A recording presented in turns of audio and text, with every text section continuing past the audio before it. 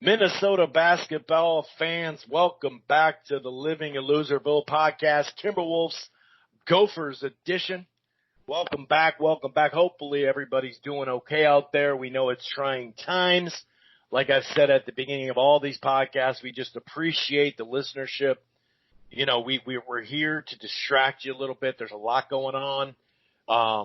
We're both in positions where we're okay. We realize that there's a lot of folks that aren't, so our thoughts go out to them. And we've been doing the Vikings pod here a couple times in a row now, but, you know, the Vikings, although they might be doing plenty behind the scenes, it sure hasn't amounted to a signing or a trade or yada, yada, yada, or even a cut or whatever. So we figure it's a perfect time to talk some Kevin Garnett. I mean, any day of the week, any hour, any minute of a day is a good time to talk about, Kevin Garnett, a.k.a. the franchise, a.k.a. young fella, a.k.a. don't be too mean to him, young fella. So we're going to talk about KG. Obviously, him, Duncan, and Kobe as far as the marquee men's players we're talking about, because there is, a really good women's player and some other people in there too. But this is like one of the best, obviously Hall of Fame, classes, period. It just is. And it does suck, obviously, without Kobe there. There is that picture out there where you got Kobe's jersey in the middle with a glass of wine on the bar and KG and Duncan on both sides kind of cheers into each other. It's a pretty good picture, actually. But we're going to talk some Kevin Garnett. It's an ode to KG. So we're going to really start when he was a rookie. We're going to talk about his rookie season. We're going to talk about, when we had the Marbury and Gugliotta mix. We're going to talk about a variety of stuff. Leitner and Ryder was in the picture there for a second. And then, as he grew, and had to face Duncan and Dirk and Malone and Weber and Rashid and all these dudes and kind of bring us all the way through his career as a Wolf. And all the different mediocre squads that he had to drag to the playoffs. And I remember after a couple of years in a row, people would be like, we're in the playoffs again, first round exit. But now you look back at that and you kind of feel stupid because we've only been to the playoff once since then and really haven't been that close in most years. So it makes you appreciate him. So we're going to bring him all the way basically to the trade. We're also going to start to focus in as we get later in the show, breaking down KG, that 2003-2004 season from a personal level for KG. There's a couple of career stats that'll just blow your mind if you don't know them. We'll talk about the Game 7 and, that whole breakdown and just that year in general, but really the playoff run. And of course, when Sam Casella, unfortunately, his hip broke down on us and, well, we call it living in Loserville, so you know what happened then. But it's an ode, to our guy, Kevin Garnett. We figure it's a great time to discuss him. And then at the end of the show, since we're doing, the ball show here, with basketball right now and not Vikings, we'll talk a little bit about the Gophers with Marcus Carr potentially not being here. That was kind of a surprise. And also, the big men that we brought in and kind of look at the roster for next year kind of lightly because we still have a potential, graduate transfer that we can get. We still have a potential scholarship potentially for a stud top 100, top 150 guy. We could bring in 3 150s next year. We already have 2 top 100 guys for next year. So not all is lost, but obviously, when your top 2 players go, it's kind of like, ooh, wow, that hurts. So we'll talk about that at the back end of the show like we normally do anyway. If this is your first time listening to the Living in Loserville podcast, it streams live right here on blogtalkradio.com/Rope-A-Dope Radio. It streams live at archives. But you don't have to just go to the Blog Talk Rope-A-Dope Radio podcast page, to download it or listen to it in the browser. You can find us on Apple Podcasts, Player FM, TuneIn, Spreaker, Stitcher. We're also part of the Grueling Truth Sports Podcast Network, which can be found on Spotify as well. including, across the board. Both platforms can be found on iHeartRadio. You can use your Siri or Alexa through TuneIn and Spotify to find the platforms. While you're at it, why don't you head on over to thegruelingtruth.com. That's thegruelingtruth.com. It's basketball, it's football, it's baseball, it's boxing, it's new stuff, old stuff, all sorts of different articles and podcasts. They got a great sponsor over there, betnow.eu, with the promo code TGG.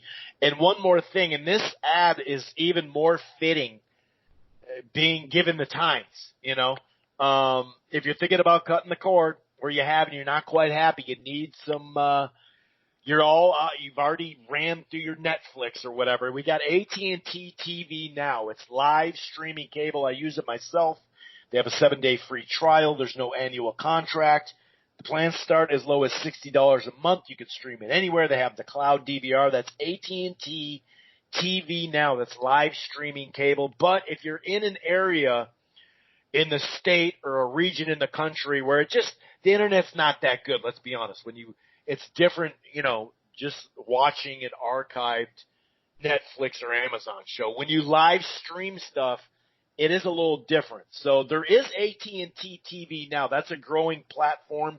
That's going to be your normal. Oh, shoot. That's going to be, sorry, there's a little message that threw me off.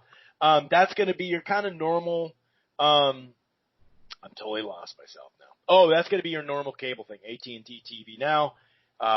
That's here in Minneapolis, Minnesota, Florida, New York, Texas, California, all the way up to Seattle, in the Northwest, other places like St. Louis in the Midwest.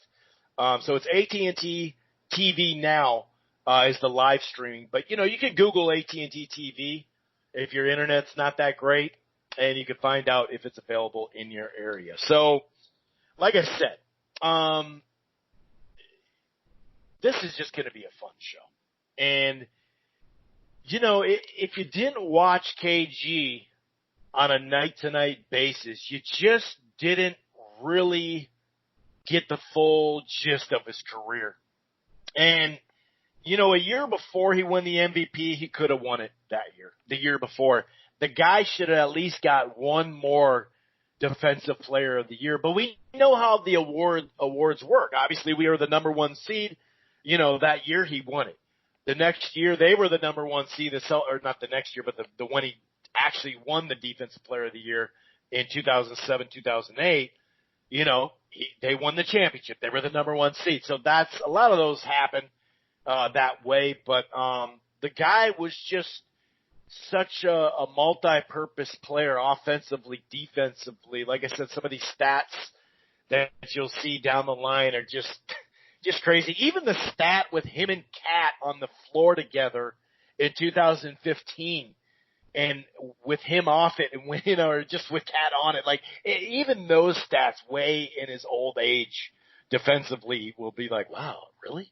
But anyway, let's start with the pre-draft workout, Aaron. And first of all, let's bring in Aaron, see how he's doing. What's going on, Aaron? How's it going, man?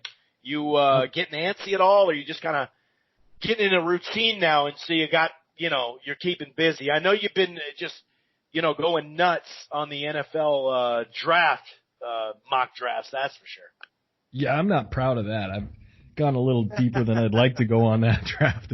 But there's really nothing else going on in the world of sports, so it's going to be fun to talk about KG because, you think about it, and you go back and you say, while it was happening, it seemed really, really good, and it seemed exciting, and there was a lot going on, but the little nuances and things that you might have missed, now in retrospect, what it's been, probably 10 years, maybe a little bit more than that, going back and taking a look at a career and its beginning to its end, it's just pretty incredible. And we don't see that a lot in Minnesota. We get these really sensational athletes. A couple of them come to mind: Moss, Garnett, Peterson, right. Just top grade athletes and professional sports players. And it's rare that they come along, and we haven't got a championship out of any of them. Maybe Puck gave us one, but I wouldn't say he was really that upper echelon type of player. But yeah, KG. Don't go disrespecting Puck now. Hold on. No, I'm just kidding. Go ahead. I mean, no disrespect to Puck, but as far as athletically, he had a nice pot belly on him, and he wasn't doing HGH. Let's put it that way. No, we could tell that. But in the freak athlete category, I mean, you go AP, you go Moss, you go Garnett's definitely that, and that all starts with that first workout. Yeah, the pre-draft workout, and I think he took it 1 or 2 times the SAT. And didn't do as good as he wanted to, good enough to get in. And the crazy thing is, once he actually put himself in the draft officially, he got that SAT score he needed to go to Michigan, because he was off to Michigan or Duke. Those were the 2 teams. But, you hear all those, not just from Flip and Kevin McHale, Flip Saunders, RIP, but other coaches too that saw this workout in Chicago in a gym, where it was basically like after school, hey, Kevin, I know you haven't eaten a little bit, you got jeans on. Hey, you want to go do this workout? We need you to do this workout. And they just walked away from it just shaking their heads. Some of the details that we've known for so many years off of the explosiveness, the energy, the intensity of a kid just working out at like 17 at that point, because he is a May birthday, so he is literally like 17 at that point. It's really funny that McHale and Flip had to go back after that workout and be like, all right, now we got to go tell our owner that we're going to be the first team in 20 years to have a high schooler, because it was Moses Malone 20 years before that jumped right from the high school to pros. And the thing about it is they told the owner, but that's the only person they told. Like, we were in the dark. I remember back then, you heard little things about, a kid out of Farragut Academy in Chicago in the draft. He might go high, 19-year-old getting ready. But as far as the Timberwolves, they kept it completely off the radar. We didn't know they had any interest in that 19-year-old. I think they actually said a few disparaging things in the press to kind of, get us off the trail. And they really hid their intentions there. I think they walked out of that gym and said, all right, let's keep our mouths shut. We found what we want, and we're just going to try our best to see that we can get that at the 5th pick. It's just funny, like if you look at, that's just the one workout. That's the one workout he basically had. Like if you look at the process now and you see the difference, that just blows me away. Like the difference of how they did this, and obviously, he had that long run of, because Kobe was next, then McGrady, and from 95 to 03, there was a ton of guys, unfortunately, that came out that didn't amount to much at all, and some of them were out of the league after their rookie contract. And there's actually this clip that I want to play. I'm trying to get it rigged up right now on KG. This is Sam Mitchell, who was a big vet in his life at the time. And, just the way, just some of the things that he says about Sam and just about KG and Sam, but something's wrong with this damn clip here. Well, you think about back on that draft, and we talked a little bit off air, and really the most noticeable player that we can remember, I'm sure there's a few other ones that lasted a while in the NBA, but it was Rasheed Wallace. I mean, he was in that draft as well. I'm not sure what pick he went. McDyess too. McDyess was there for a while, but he didn't have the long career like Rasheed and Kevin did. Yep. But I mean, that seems to be the only other first rounder. I'm sure we're missing somebody, so you can definitely comment and let us know. But those two seem to be the marquee players in that draft. Looking back as we do now, and they're both great players. I mean, and a little bit different, but a lot the same. Kevin was just freakishly athletic and 7'1". As he put on muscle and got stronger, really started to dominate, but really a quick player. It really started that stretch four type of thing that we're talking about. So in a way, sort of revolutionized that power forward position into what it is now. Him, Dirk Nowitzki, Rasheed Wallace, a few other guys that really kind of made Duncan that. Had that 15-foot glass shot. You know what I mean? Like a lot of those guys could shoot out. Weber could shoot out there. I got the clip real quick. This is Sammy, rookie year here. Sam Mitchell. We beat Kevin unmercifully in practice. We took shots at him. We hit him. Never said a word. Always picked himself up, and he played harder. That's it. Good, KJ. That's it, working. That's it, good. That's it, good, KJ. Sam crafty. And them vets, they use a lot of fakes, a lot of patience, and they let you really kill yourself. And that used to drive me crazy. Working, KJ.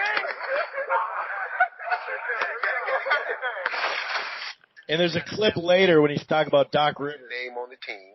He understood the history of the NBA, so he showed us veteran players. Even This is Sam talking about when he first got in the locker room. we were an expansion team. We weren't very good. He showed us respect. And then I remember after the first practice, myself and my teammate Doug West, who played at Villanova, were sitting beside each other, and simultaneously we looked at each other and said, one day we're going to tell people we played with this young man.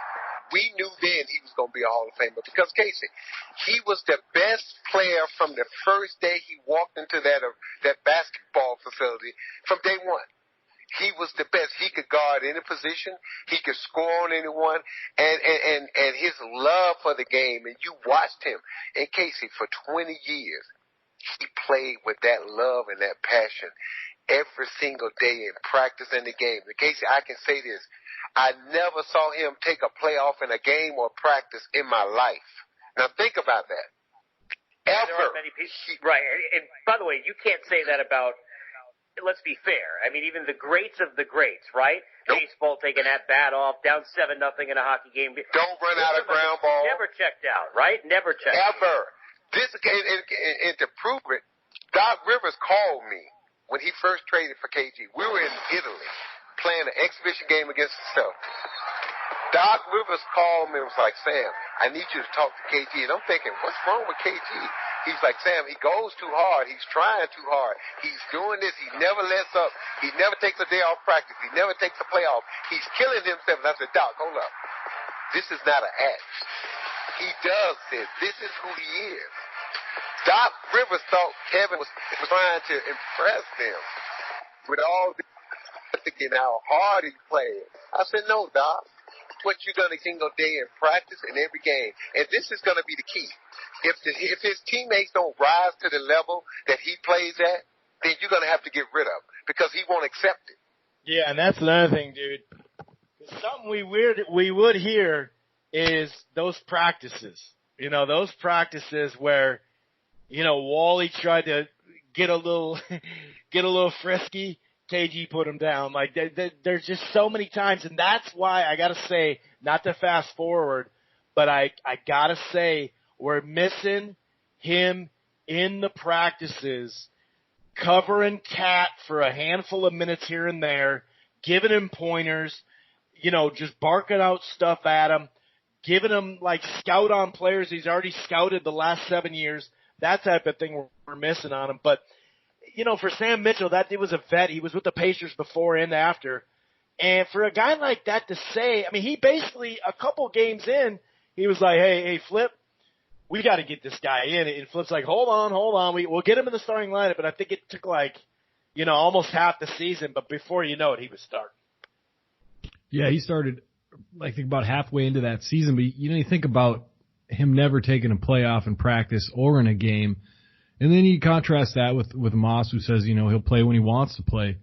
It's a little bit different of demeanor there. And Kevin got in fights in practice. He was loud. He was vocal. He was always in somebody's ear. That's what motivated him, it seemed like. And, you know, it was pretty impressive to hear that thing about Doc Rivers and how he didn't really even realize what was coming his way when the trade went down. And it's cool that he called Sam, and Sam kind of figured that out for him. But, I mean, it's really hard to tell where you couldn't sort of expect that after watching Garnett play for those 7-8 years that he was here in Minnesota. I think it's that night after night, practice after practice thing that people didn't, you know, as a coach, he's not necessarily looking at only when they play he's going to look at tape, and maybe it's the last 5 games or opponent that kind of looks like, or maybe the last game from last year or something like that. Maybe that's it. Because you're right. I just think a lot of it has to do with that. Even just to get on his rookie year a little bit and get this thing going a little bit. You know, his rookie year, you had Ryder and Leitner in the locker room.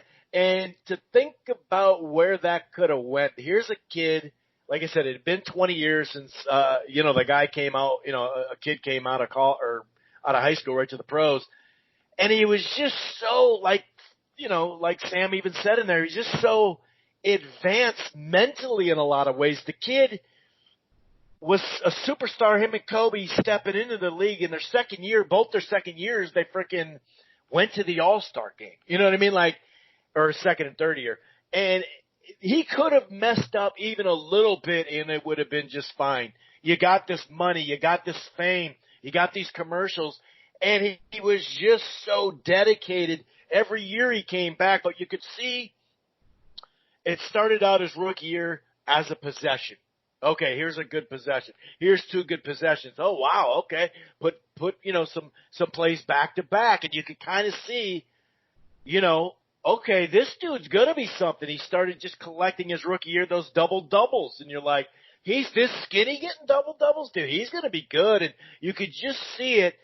And then it would be 2, 3, 4 minute stretches, Aaron, and it really takes you back to that Houston game when you're looking at Akeem. And you're looking at, these guys, Davis, the big old frickin', I think they had Otis Thorpe still off the bench. Like Kevin Willis, I think, was on that team. Like, there was about a 3-minute stretch, and it had to do with that rebound dunk that he took off his hip, where you're just like, oh, I get it now. Oh, yeah, this dude's going to be special. But it started out in like a couple of possessions here and there. Yeah, just to piggyback on what you were saying, I mean, that at that time in the league, that power forward position was a lot of muscle. I mean, there wasn't high-flying guys, three-point shooters. You're looking at Kevin Willis and Akeem down in Houston. You're looking at Rashid when he came in with Kevin. You're looking at, there's just a list of guys. You got Oaktree down there ready to bully you the hell out. You got just Antonio strong. Davis, Malone, Rashad, like we said, Dirk. I mean, every night, and I've heard Kevin say this in interviews, that he knew that coming into that league at that position, it was going to be very, very difficult for him. And you're right, he was skinny, he was young, he was inexperienced, and they really had to beat him up in practice a little bit to let him know what he was going to face on a night-to-night basis. And I know we're leaving some guys out because we said some stuff off air. There's a few more guys, but you got to think every night, you're going David Robinson. These guys were strong and big players, and they played power forward in the old school way where it was rebounding, defense, elbows, right, all those defensive type of things. There weren't a lot of high flyers until Kevin and Sheed came in, and you really got to hand it to Kevin that he didn't see a lot of minutes that rookie year. The first part of it, but little bits here, like you said, little bits there, runs here in transition. Stuff was going on. He was just getting used to it. And he was collecting 10-point nights and doing the things he had to do. But you're right, that dunk off the hip was an eye-opener. I remember a alley-oop from Ryder where he kind of opened your eyes as well to see what Kevin was actually had the potential of doing. And you just knew that if he continued to work, that he would be something special. Now, I'd be a fool to say that you thought he would have a 20-year career, be a Hall of Famer, but you knew that he was going to play for a while and that it was going to be exciting, and it certainly was. Yeah, that's a good point, too. Like, we knew he was going to be special, but had no clue that he would league, all-time defensive rebounder right now. Like, just a stat thrown out there. But the very next year, we got the trade because I think we had Danielle Marshall and Gugliotta was part of that. Just a solid small forward in there who he had back issues, but man, he was peaking right when we got him. And of course, Marbury. We had Ray Allen, and if you look at that team, not long after that, or that year too, when we had actually Porter. We had Porter, and imagine Porter for just a couple of years. By the way, he still was there in '99 as a good role player for the Spurs at the end of the century there to win the championship for them. Imagine Ray Allen and just a vet like Porter, and that's your backcourt. You know what I mean? That's pretty nuts. But I also loved it because you had Marbury being the point guard, and you had Googs and all that, Gugliotta, googly, oogly, oogly, that type of thing. A lot of Minnesota fans know that, but to get to the playoffs with them right away. And that year we got swept 3 games because that's back when it was a 5-game series in the first round. We may end up seeing that this year. if we're lucky, a 3-game or a 5-game series in the first round. But, you know, I remember Barkley because Houston had won it a couple times, and then Barkley, once Jordan came back, said, nah, it's my league again. And the Bulls, you know, of course, and they got Rodman on that team, and, you know, that we all know that team. But, you know, I remember specifically when Barkley, at the end of that third game, brought KG and Marbury together and said, hey, you guys got to stay together. And at that point, it was like the new generation of Stockton and Malone, but on HGH, you know, like on some other different level type shit. Everybody was saying that in the league. That combo there, the new, you know, Stockton and Malone right there. That's what people were saying. Well, that's because we drafted Ray Allen and then had to trade him to get Stephon Marbury. So they definitely had their eyes on Marbury. So they knew kind of what they wanted to see flipping Kevin at the time. And they put those two together. I thought it was a really good combination. Steph was kind of a stronger point guard, able to kind of handle the rough and tumble NBA as far as that was concerned at a really young age. And, you know, he could hit the threes. He was really good in transition. Could get the ball down the court and really start to feed Kevin, which is what we were looking for someone to do. And he was able to do that. And then you throw Gugliotta into the mix, and the beginning of a really great team was starting to form. And then, you know, a couple years down the road, Steph made his decision, and that kind of put us back into a bit of a turmoil. Okay, so now we need to surround Kevin with other parts and pieces. And then, you know, then you started to see the Zerbiaks and the other two players coming in. And in 2004, I think you want to get to that season, maybe well, not I don't right want to now. go there But just yet. Hold on. I want to talk about when we had Seattle on the ropes, and Steph put a shot right in Gary Payton's eye, and the king of shit talk got shit talked all the way down the court, New York City street ball style. That was like, that series, I didn't know, but we kind of knew that they'd win the series because 2 years before that, they had stolen game one against the Bulls with Kemp, Ditlev, Shrimp, Payton, and all that. But that series, dude, awoken me like, oh my, this is the best back, because you remember, we weren't here for the Lakers, the Minneapolis Lakers, okay? So this was our first franchise.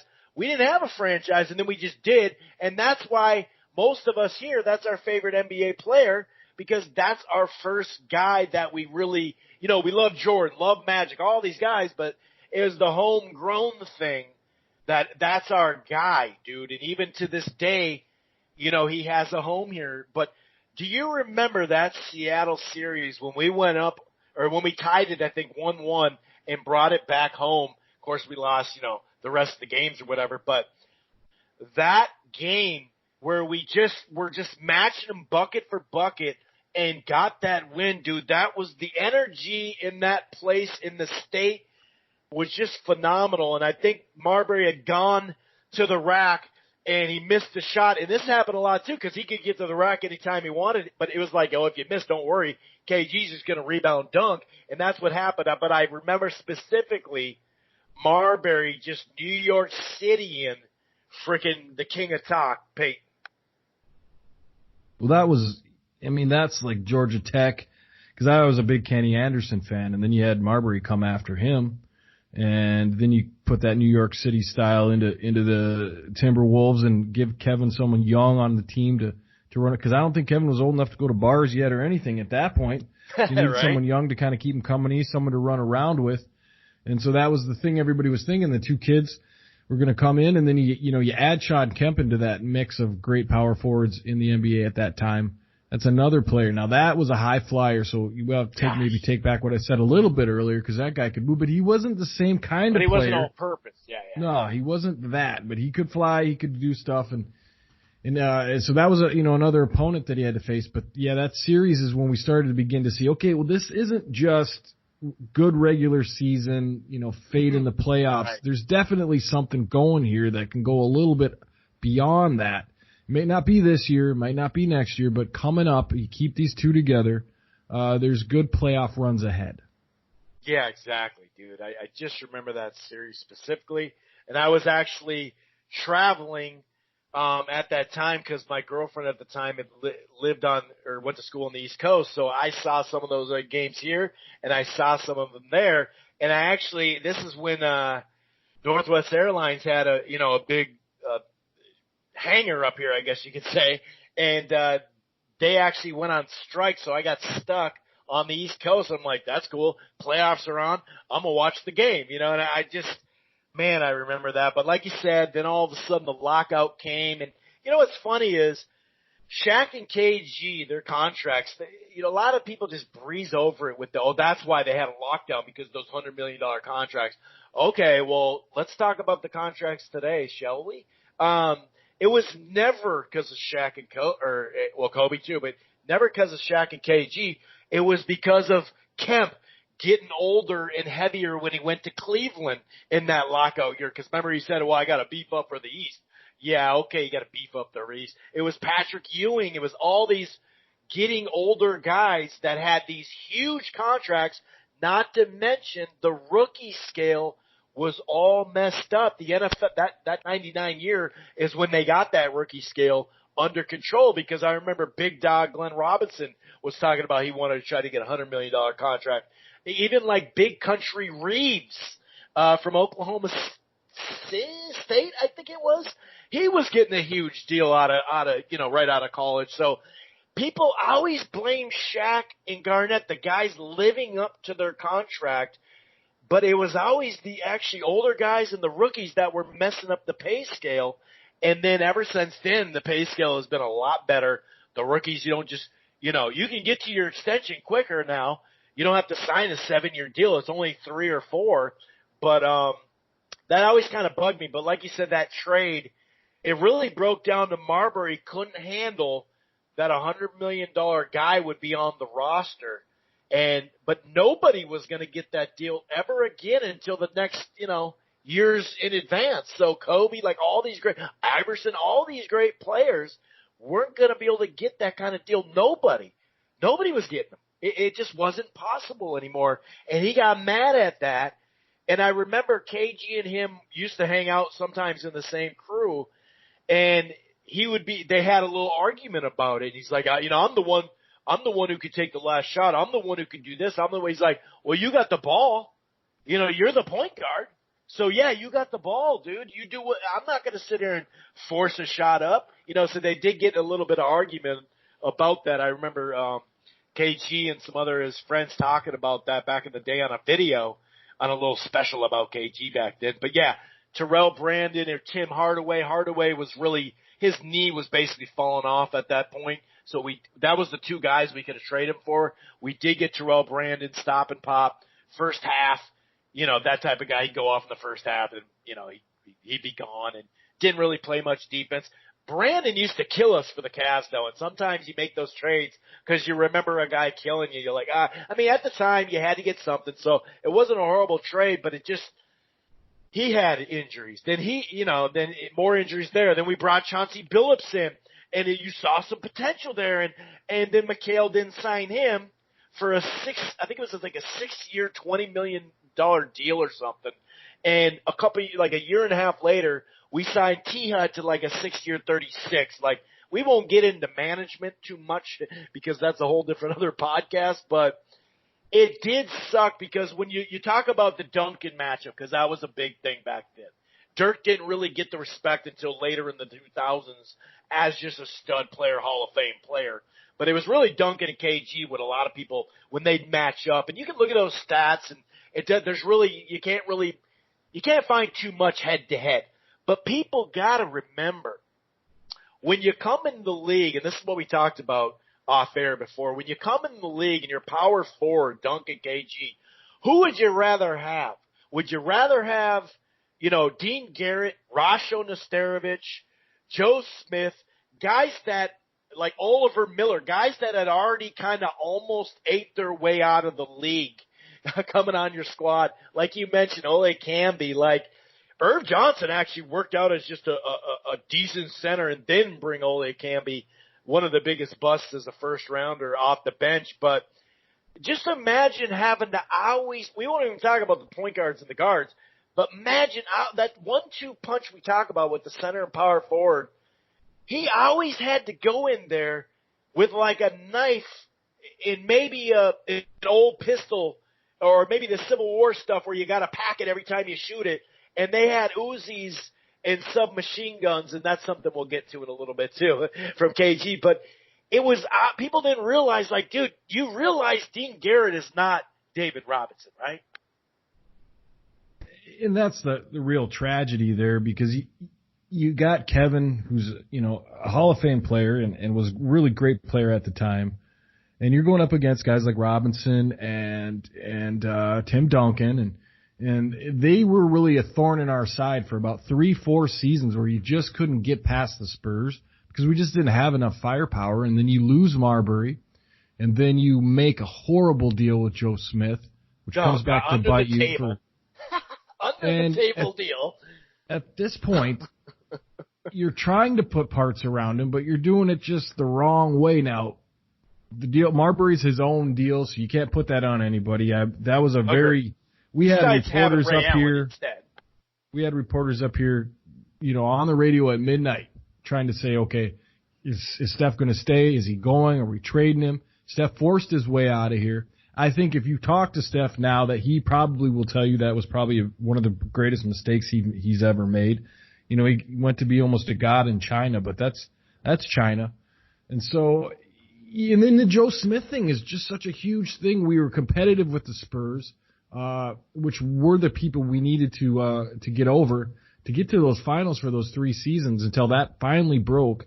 And that Joe Smith was a huge help in doing that. But then you go ahead and find out how we got Joe Smith and how that ended up. And then that, you lose the draft picks after 5 that. first-round picks. I think it turned out to be 3. They gave us 2 of them back, but it killed us. And like you said, 99. Okay, great. So they won their championship. Okay, great. So who? Oh, Shaq and Kobe. That's right. Right. Shaq and Kobe, a strong Sacramento team.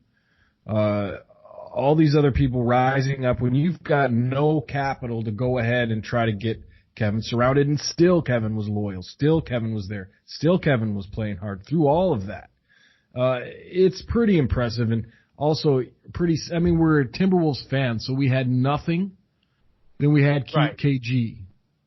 And then we had a long time with KG, probably 7, 8, 9 years, something like that. And then we were 12 or 13. 12, and then we're back to nothing again, and we're kind of in that spot now, trying to refill that cupboard, trying to get a guy in here. We know we have some people that, can be upper echelon NBA players at this point, but they come so few and far between up here in Minnesota and with this franchise. Some of that our own doing with the Joe Smith trade, and some of that just bad drafting and so on. That this period of time in Timberwolves history is really the only period of time in Timberwolves history, and Kevin Garnett is a centerpiece of that time. Yeah, and that's what, if you look at the mediocre talent, the Anthony Peelers, he got Wally Zerbiak to the frickin' All-Star game. A couple years after Wally left us, wasn't in the league. I know he had some injury problems. So many. Hollywood, what was his last name? Hollywood something. A guy that, was just a streaky shooter. T-Hud, streaky shooter. Like, so many of these players he dragged to the playoffs, and it used to just piss me off so much once we got there 2nd, 3rd, 4th, 5th year and couldn't get out of the first round, because it was just a talent thing. And, of course, the knee-jerking, the Barreros of the world, influencing the fans to say, oh, he just doesn't got it, dude. He ain't got it. He's not Jordan, that type of thing. When it's like, all right, well, did Jordan not have Pippen and Rodman and other role players? And we're looking at all these teams that have all this talent.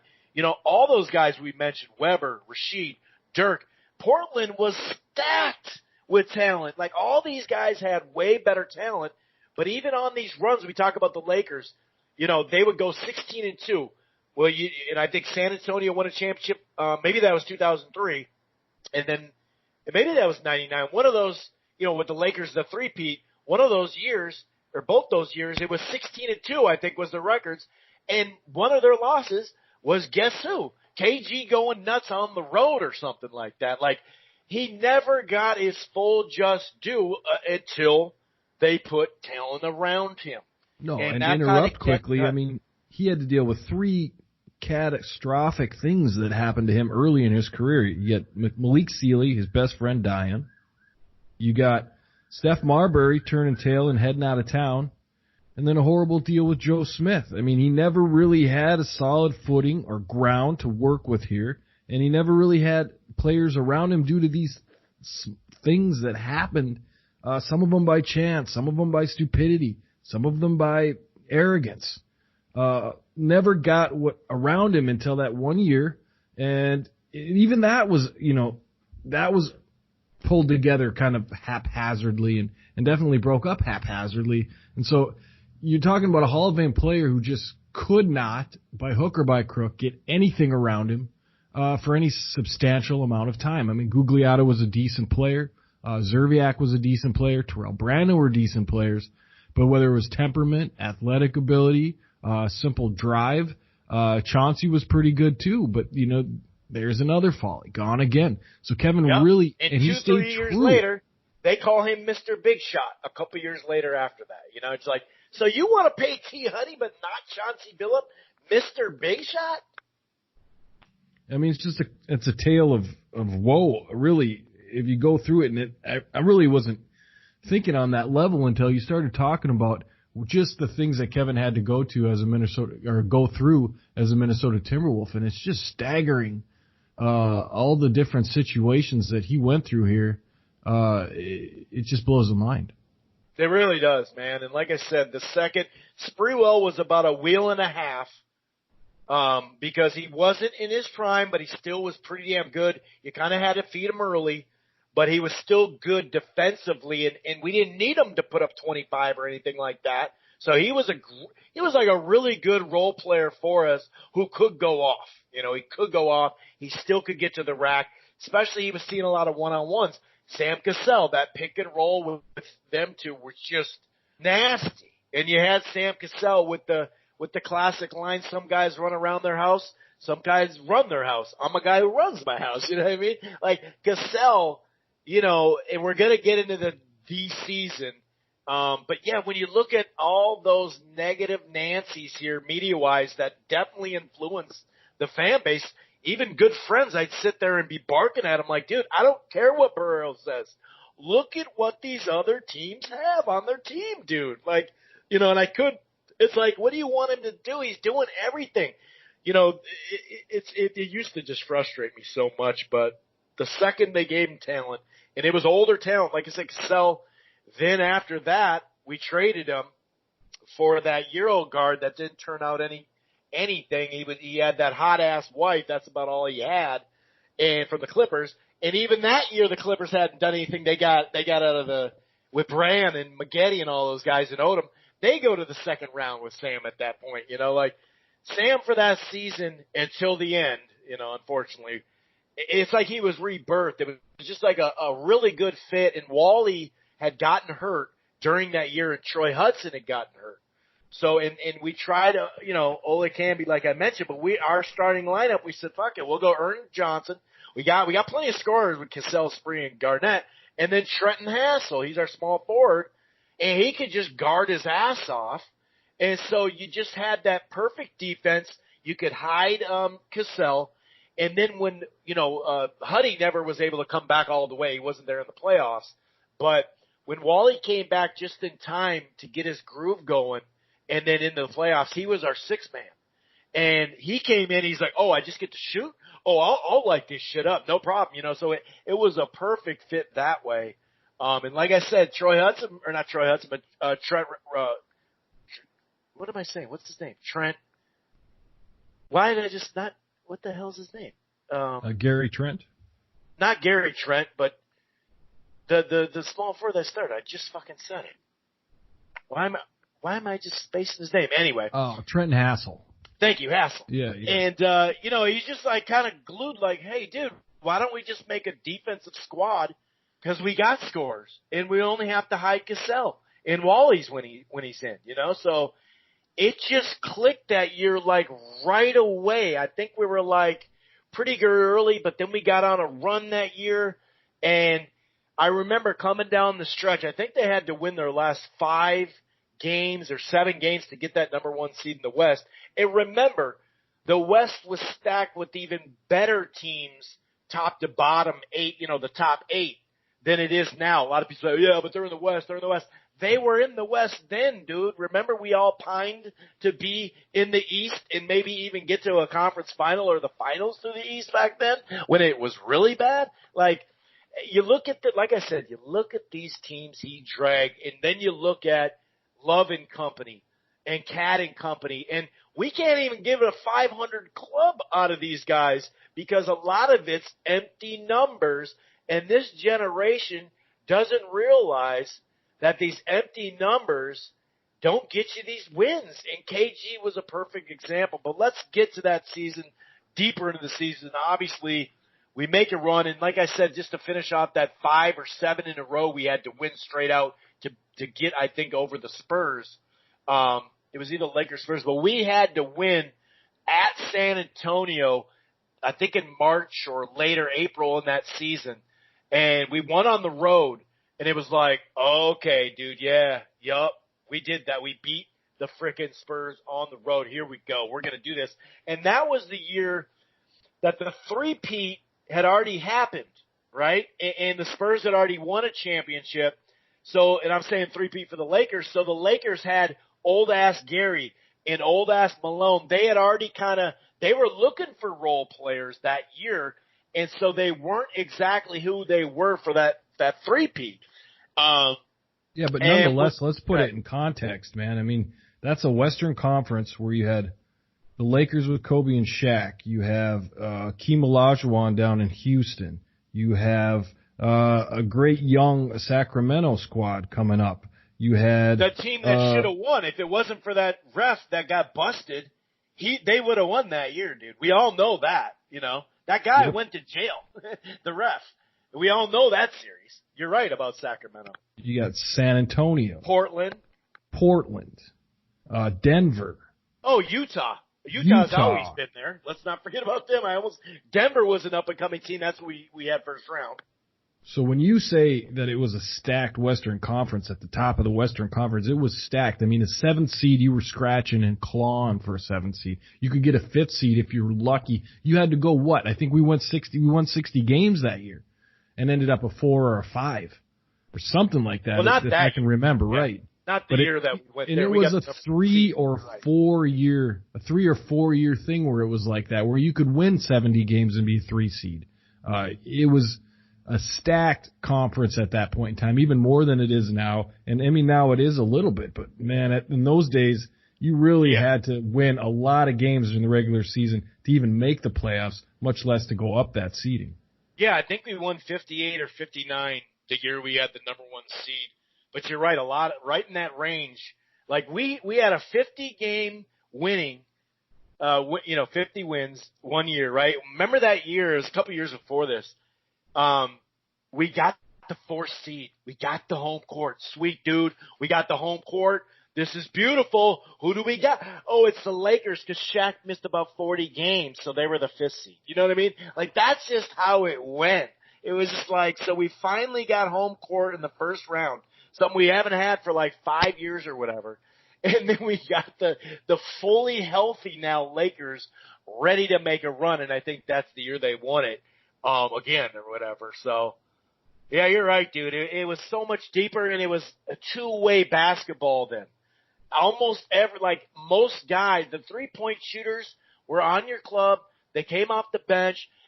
Most guys were 3 to 4 out of the 5 guys starting for starting lineups, not just any old, Jordan and 4 white dudes at times when that was the case. Like when you're starting two-way players that could play defense and offense, and just getting into that playoff run. We beat Denver. I remember Nene got just a nasty dunk in his grill from KG. That Nene was still in the league. I think he still is right now. And that was when he was like 2-3 years into it. And we beat Carmelo and company. And KG jumps on the press box, and everyone's like, finally, we won the first round. It was that feeling of that first round win. And then the Sacramento series come. And usually that was when they do the MVP. And there's a lot of times where the home team MVP loses the game because of that damn announcement before the game. They break it down. They show the stats. It's like a 20-minute ordeal. The team comes out. They give the trophy. The team comes out and hugs it. It usually means you're going to lose that first game a lot of the times, or you underachieve in that game if you look at historically. And we did. We lost the first game. The game was tight with that Sacramento club that, like you said, we just saw that highlight shit of Game 7, which we'll obviously get into. Stojakovic, Bibby, Weber, Brad Miller, old but still could do something, Vlade. I mean, this club was stacked from the couple years before that. And, but that Game 2, when it was it was looking like, oh, dude, this thing's going to come down to the wire. And, just to get off KG a bit, Sam Cassell with that 44 points or whatever, when he went down the fucking court and showed how big his balls was, I remember like, okay, dude, we're going to be okay. And that Game 3 was an overtime game that they fought tooth and nail. And KG, go look at that game right now. Go look at KG in the playoffs. Go look at his highlights. They have them where they show everything, a pass, a rebound, a steal. Just go look at it from around that time, from like 99 all the way to like 2012, 2013. You can't deliver in the playoffs with Barrero and a lot of media members push. Go back and look at these games, dude. He delivered, Mr. Do-It-All and all that, but we won that game in overtime, and now it's 2-1. We go back 4 or 5 games, 6 games, fucking Cassell got hurt, his hip got hurt in that game. They pretty much handled us. We were on the road, and I remember because my nephew, who was really young, got sick, and he lives up north. They had to get a helicopter down here. That's how sick he was. And I remember watching that fourth quarter, second half, when visiting hours were over in the little lobby and stuff like that. I remember like, oh boy, it's a Game 7. And, obviously we needed a big performance out of KG, and everybody around here remembers KG and him saying this stuff. And I'm going to play the clip. Okay, hang on. I'm going to do the clip and I'll let you talk. Game 7, man. That's it. It's all the marbles. I'm sitting in the house. I'm loading up the pump. I'm loading up the Uzi. I got a couple of M16s, a couple 9s. I got a couple joints with some silencers on. I'm just loading up clips, a couple grenades. Got a missile launcher with a couple, missiles. I'm ready for war. I mean, and boy, did he deliver that Game 7. Yeah, that's just one of the greatest clips ever, because you remember going into that game, like you said, Sam had hurt his hip a little bit. We had a couple other injury problems. We just got our asses handed to us by Sacramento, and none of us were feeling real good about our chances in Game 7. I think everybody was a little bit down on it. That clip came out maybe an hour before the game, and you just go, oh man, because I think I was listening to it on the radio at the time, and they played that clip, and I was like, oh, this is going to be something. I mean, it's going to either be a 50-point night for Kevin and a loss, or we're going to find a way to win. And, we knew that if Sacramento came out and shot the ball well, we were going to be in some trouble. And they always did. I mean, Stojakovic could hit from 3. Bibby was nice from 3. That was the first team to really start loading threes. Well, not the first, but a team that really relied a lot on three-point shooting. Yeah, had Weber down low, who could do a lot of things. And so we went in that game a little apprehensive, and then Kevin came out with that clip, or that sound bite, and they played that on the radio before. He wanted everybody to hear it. And everybody heard it. He went out and just had one of the greatest games, I think, in NBA history when you go to look back at what he did. I mean, he was clean all night, made almost every shot, just dominated defensively and even offensively with not a lot of help. I mean, Hassel played a lot of time there. And you got to see, they put Sam, they covered him up defensively, like you said, so that the hip wouldn't be such a bother. And really, he just facilitated that night, got the ball where it needed to be, which was to Kevin. And Kevin just, went ahead. And, he was the MVP that season. And a lot of people thought somebody else should have been the MVP. And I think that really cemented that, yes, he's the MVP. This is his squad. We're going forward. It was just a fantastic game to watch. Yeah, and even we just watched his highlights, a 10-minute clip, and I mean, down low when he got some space, it was over. It was a wrap. You couldn't block a shot. He had the fadeaway. He could hit the 17 to 19-foot jumper. That desperation deep in the fourth quarter where they're just like, here, Kevin, go. And it was a long three. He hit that. Like, I mean, the dude was just clutch. It was his birthday, which I think is May 19th. Like, dude, like, it was that crazy. Block where he just consumed the ball. I mean, just tore it out of the air and just brought it down. And they didn't convert on that because Sprewell got a little ahead of himself in his brain. But yeah, just one of the better blocks you're ever going to see. Just one of the better performances that you're ever going to see. I mean, Kevin, that was just Kevin's night, and he willed us to victory. Yeah, and after that, I mean, the hip had sparked up in Game 6, but even through that series, there was times, really after that game too, that Cassell just couldn't do what he could do, and we could see in the Lakers, obviously. But so no Cassell. We didn't have Hudson in the playoff at all, T. Huddy. And we had Martin, a CBA call-up, and Hoiberg was basically playing point guard, except he wasn't bringing the ball up. So you had KG who could play and guard all 5 positions before LeBron could. Magic is probably the only guy that could do that, at that time before KG. And I also think Scottie Pippen, that 6'9" of him in the all-purpose game, he was another guy. Magic and him were a guy that really, Magic was the all-purpose, of course, but then Pippen did kind of add that athleticism with it, and then KG kind of took it on, and then obviously LeBron's taking it someplace else. Durant at 6'11". We'll see where Zion takes it, but it was rough, once we win that game 7, clutch, 32 points, 21 boards, like just whatever blocks. He just dominated the game, of course. And then we start playing the game 1 on, and Cassell has to leave the game. And like I said, we only have CBA call up Martin as a actual point guard. And we pushed it to 6 games. Ended up losing, obviously. The next year, both of the guys, Sprewell and him, were broken down. And then it was done. And that's why it pissed me off. All those years we made the playoffs and people started to disrespect it a couple first-round losses in. And now don't you look dumb all these years later. We've made the playoffs once. We've had one – was it 42 and – were we 42 and 40 or 40 and 42 – with Love and Rubio and all those guys?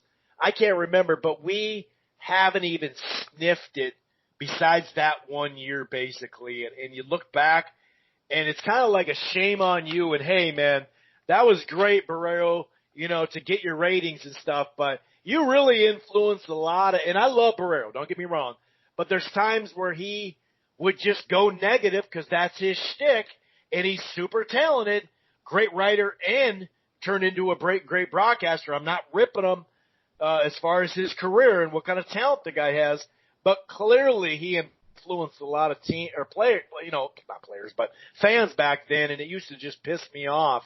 And what do you know?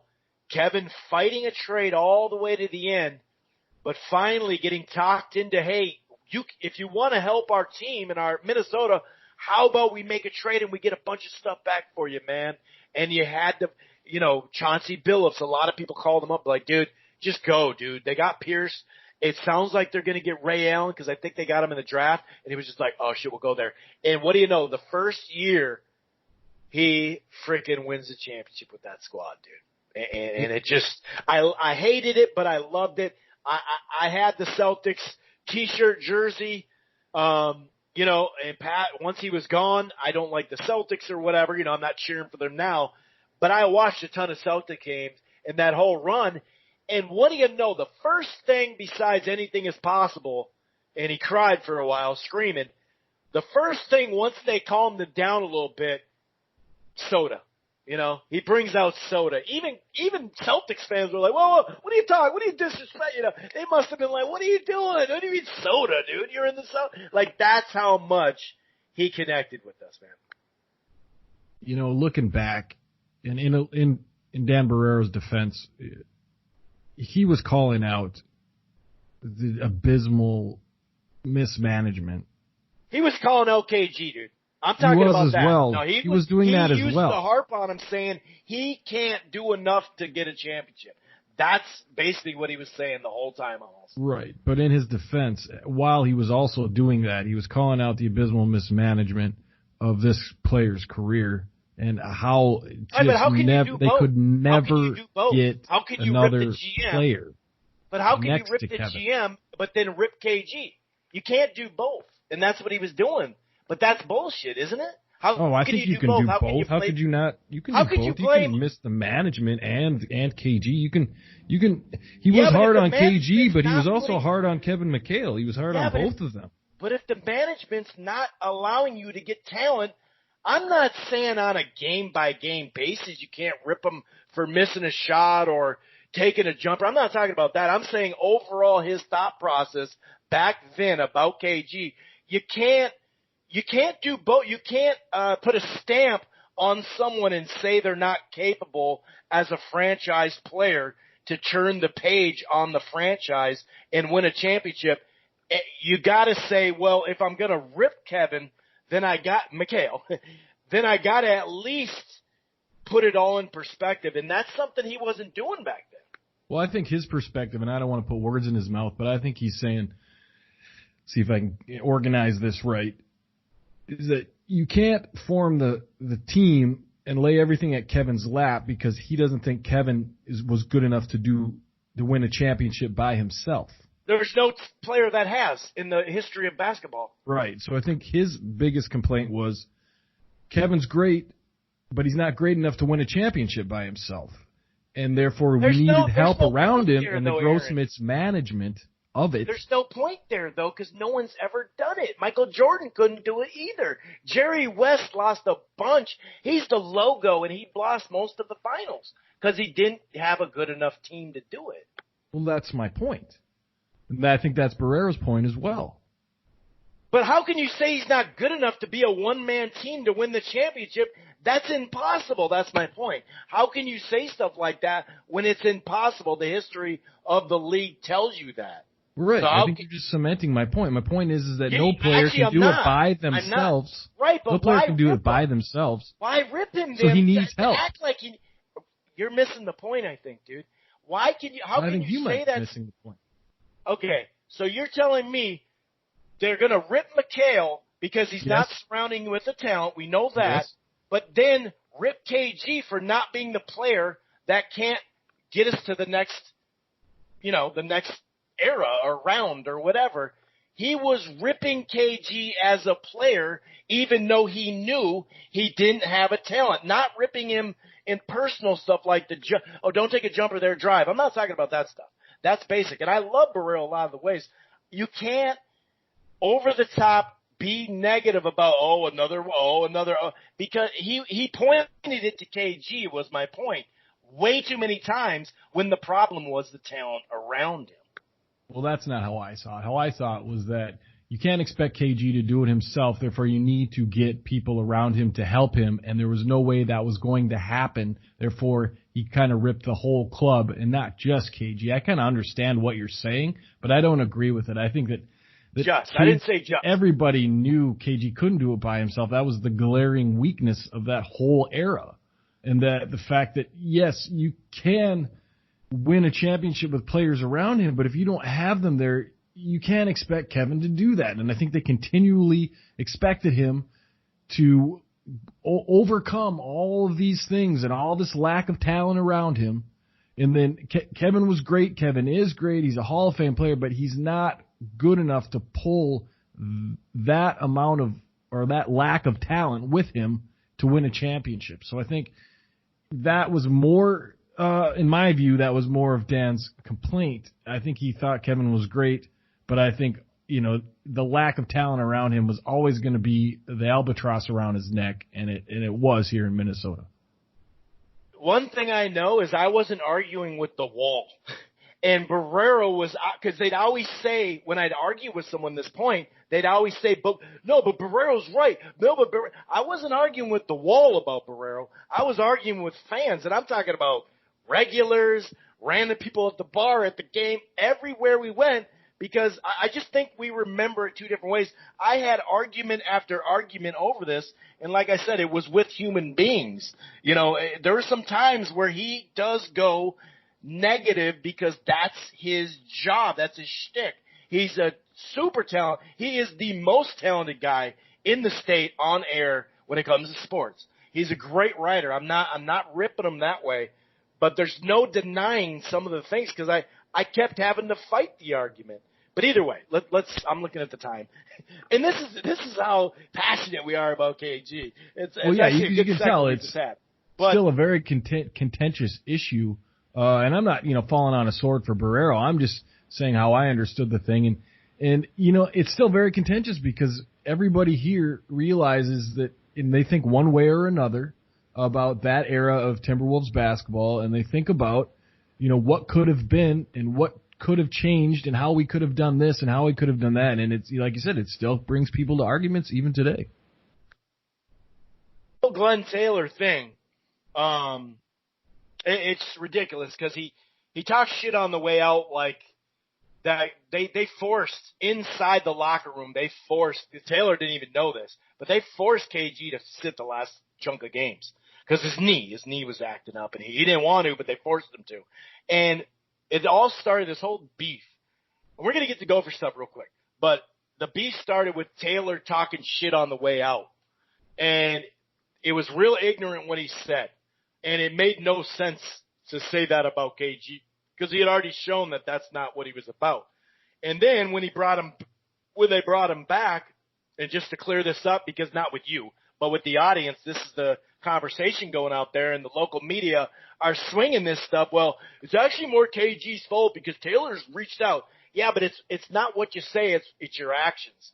And when KG came back here, we all know he had a group to either partially buy the team or outright buy it. Now, mind you, what'd they buy this thing for, like $88 million? It's valued now. We don't know the value right now because who knows if there's no NBA this year, the values go down, of course. But the thing's valued at $1 billion. He bought it for $88 million. Sell the fucking team for one. But either way, they came back here. Flip was going to run the president. He wasn't, he's the president. He wasn't going to be coach. It's just they needed him to be a coach right now because he seemed like the best candidate. But they were going to replace that. They were going to work that out. KG was going to kind of be an internship in a sense and learn the ropes behind the scenes and also be there for practice and be there for Cat and all that type of stuff, big man and everybody down there. But he also got a group to buy it. So that was the plan. Everybody was on the same page until Flip Saunders passed away, R.I.P. Not all that long ago, Taylor sold the little stake off to a completely different person. And it's like, okay, so this is not KG's fault here. You know what is going to happen is when Taylor finally cashes out, he's going to come after Taylor's gone. Taylor is a douchebag when it comes to this. Great businessman. I'm not doubting him there. I wish you turn your $88 million into 1.2 bill and just be done with it. But it is what it is. It is what it is. Any last words on the KG before we get to a very quick segment? Two really main stuff and a little bit of roster stuff with our Minnesota Gophers. Yeah, I mean, the words by KG, I think, that are circling around the media right now are pretty pointed words at Taylor, and a lot of us want to know exactly where Taylor stands on those words. I think Kevin had said that he was a motherfucking snake, and I think it probably has to do with what you said when Flip passed, and maybe Tibbs is in there a little bit, and there's a lot going on, but it's a shame. I mean, just to wrap it up, this is the greatest player in Timberwolves history and one of the top 3 or 4 greatest athletes in Minnesota. And to not have Kevin's jersey in the rafters, to not have any kind of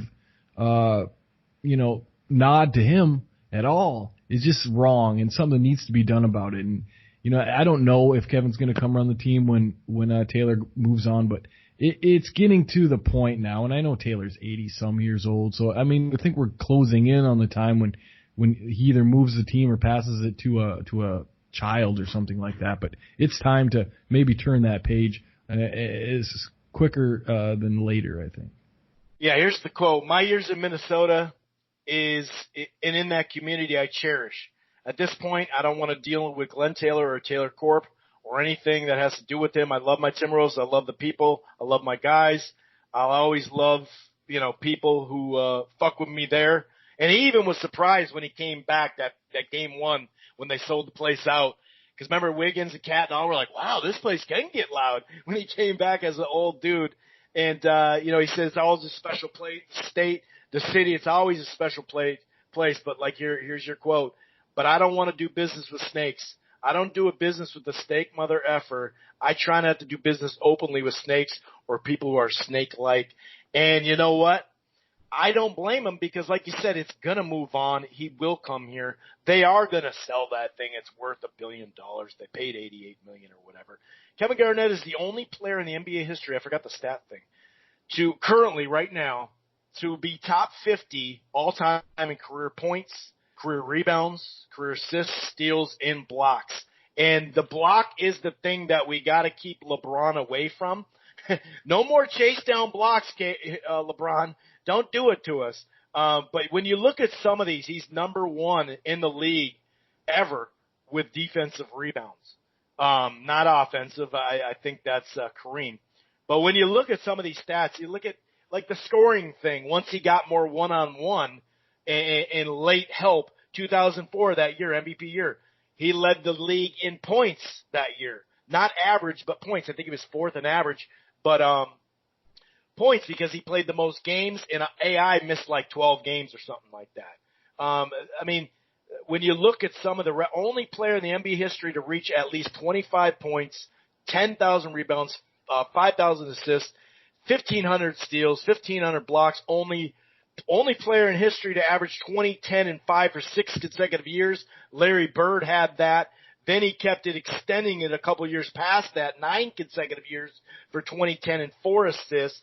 Most all defensive, or tied with Michael, Gary, and Kobe with most all defensive teams, all defensive team, whatever. Led the league in rebounds like 3-4 years of his career. I mean, the stats go on and on and on, and we're not going to bore you too much, but some of the minutes he played the most in a 7-game series, it was ridiculous. But, I'll let you finish up if you want anything else beyond that, because I did go a little long on that before we get to the Gophs. You good? I'm good, man. Let's get to the Gophs now. That's an interesting thing because we've got the whole Marcus Carr thing up in the air, and we talked a little bit off air about that and how that can kind of shape the team going forward in the future. So, we both kind of lean to the side that he's going to really struggle to be a second-round pick, and which kind of leads us to think that maybe he'll be back. Well, and thank God he didn't sign with an agent, so that tells you that he's not, totally, he's still available to come back regardless. But if you don't get drafted, before you go to the workout, you get the feedback, and then you have like 2 weeks to decide or whatever. Now you can get, as long as you don't get drafted, you can come back. Now that's a little weird with college programs though sometimes, you know what I mean? And it would just suck to have 2 guys go out, not get drafted, and still stay where they're at, like Amir last year. We knew we were going to lose the center tour. We knew that. But the Carr one hurts, dude. If he doesn't come back, and the only thing that, keeps me thinking, man, maybe he can get in the second round is he can get off the dribble, the step back 3, the all-purpose assist and stuff like that. Maybe someone could be like, we can mold this guy into a backup point guard. But either way, we did bring in Liam Robbins, a guy out of Drake. He will have 2 years eligibility. They're voting in the off season here. And by the way, Carr might only get feedback. We don't know where this thing's going, so he may not do the workouts, which I think may help us. You know what I mean? But this Robbins dude, there's a good chance he's gonna play this year because folks didn't get to finish their year this year.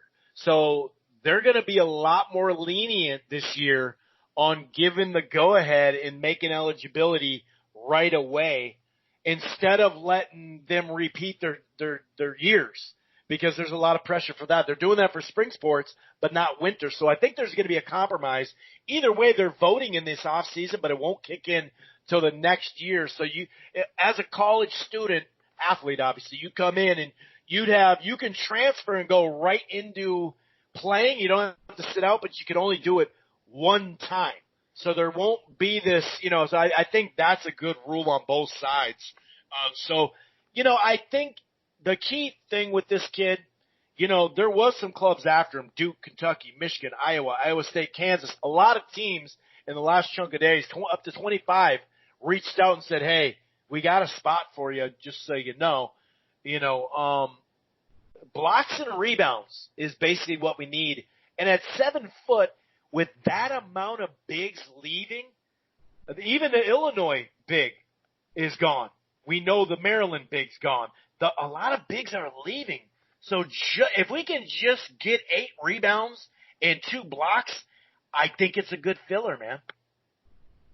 Yeah, well, a lot of things are going to shake up weird with the whole virus thing. You're right about, maybe them letting them come in quickly on a transfer. Maybe some different, things are going to be done with players who didn't finish the year. A lot of things. It's going to be a real shake-up NCAA-wise. And, we don't know how to predict what's going to go on or what exactly needs to get done. But you maybe get another transfer kid in. You get a lot of different options. And if Carr goes, you did send me the projected lineup. Somebody projected a quick lineup, and we don't exactly know how that's going to go. But, you could be point guardless again, and we saw that last season, what not having a true point guard can do, and that would be the negative case scenario, I think, with Carr leaving, is you may not be able to fill that spot. I certainly hope that you could. Maybe you can find a transfer to do a point guard transfer to come in, or maybe you have somebody that you're already thinking of. But, if you think about this season, though, the way it went for Gopher-wise, Chris, is, not that the virus was a good thing or that all this happened, but it was a really kind of off season for the Gophers altogether. And they had a lot of talent. They just couldn't get over 500. Weren't going to make the tournament anyway. There was chirping about Patino. That's all kind of faded into the background now. And you see more recruits come in and kind of ways to fix that team. And I think, I'm not saying it was a good thing to happen, but it wasn't a terrible thing as far as that season's progression was going. You would have liked to see them maybe get a berth in the NIT or something like that and play a little bit more. And sad to see Daniel go, but that was going to happen probably next year anyway. God, it would have been great if it was next year, because he will probably be a first-round pick for sure, and he's gone. And so, we had a show and we talked about it earlier before we stopped on the Living in Loserville show earlier. Was just like the potential of the team for next year was just outstanding. If you had Carr and if you had Oturu, and now you add these other parts, and you might not have got the big center, but you added those other parts that were coming in. It has been a spectacular team for next year. But I think going forward, it's going to be a decent squad with who we got coming in, and it's still not over. And so I think overall, it's good things on the horizon for the Gopher basketball team. Yeah, it's going to be interesting next year. We'll have some guys that played and whatnot. They do have 2 top 100 players coming in. They are on, the radar, the top 5 and all that, of a couple of guys that could still come in, like you said, a transfer and whatnot. But right now, this person's talking about Jamal Mashburn as the guard, Gabe Kolscher, Peyton Willis as the wing players, and Innan, who I really like, that Isaiah Innan, who can step back and hit the 3, he can defend, and then Leon Robinson, you'd assume he would be able to start at center, and then you do have. Now this is going to be a rotational guy, like it says right there. Potentially, I don't even want to mention it barely, but Eric Curry, Trey Williams, we need him to be big because he'd show these mini little spurts, and you go, okay, I can see that coming out. And then Omersa, just like a hustle type guy. Sam Freeman long, lanky center, did get a minor playing time down the stretch. Marquise Mitchell is the other top 100 guy we got coming in as a forward. He could get some good playing time. They list him as wild cards. And then Greenlee, who I actually think might be a good backup point guard this year. We'll see. He might be just a depth guy as well. But, the roster's not complete. We can still get young guys that can come in, and also, like you said, the transfers. So we'll see, man. It's just rough, man. It's rough. I just like our chances so much better at making the tournament if Carr comes back, because like you said, that point guard position, Yeah, it's so important. And we saw, firsthand what that difference can make to a team. I'm sure that team last year could have gone on maybe had a much better chance against Michigan State, I think, with a decent point guard and someone to go against Cassius Winston, who's also going to be gone. So the whole Big Ten is going to be a lot different next year. And so I guess we wrap up the show, but we have tried to hype or get our social media up a little bit more. So we got an Instagram page now. So if you want to go to that, there's going to be a little content on there. We'll put on previews and links to the show. But you can find that at living_in_Loserville podcast at Instagram. And, feel free to comment or write back.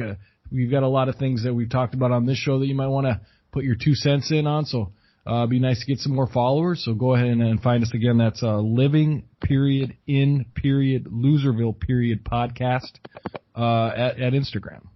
There we have it. And also, next week we're going to do a draft preview. The week after we're going to do a mock draft. We may both do it. Him using trade scenarios potentially and me just going straight up. We may do a double mock draft, but that's going to be the week of the draft. Then, of course, we have a post-draft show. But then when that's done, we will circle back on the Living in Loserville podcast and talk about the season that never existed. 96-97 Minnesota Gopher Club. We got to talk about it, folks. We got to talk about it. Until next week, we'll be back. We may do a 20 or 30-minute show once again this weekend if Trent Williams is a Viking or some kind of big thing happens. But either way, we'll see you next time. Peace.